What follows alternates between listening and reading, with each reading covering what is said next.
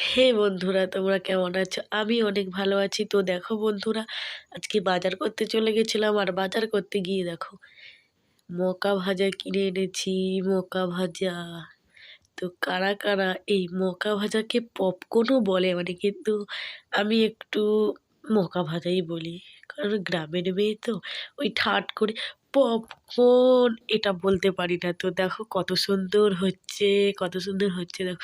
আমার তো সেই মজা লাগছিল দেখে, তো এত সাউন্ড বলে তার জন্য ভয়েসটা অ্যাড করতে হচ্ছে। তো এই ভাজার শব্দ ফটফট ফটফট এত সুন্দর হচ্ছে, তো অনেক ভালো।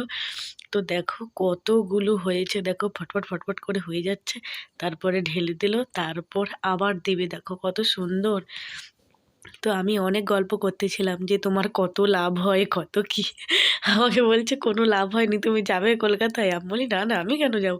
বলে কলকাতা থেকে আমি মাল করে আনি। আমি বলি হ্যাঁ, আমি তো জানি তোমাদের ব্যবসা তোমরা করো, সঠিক ঠিকানা কখনো দাও না।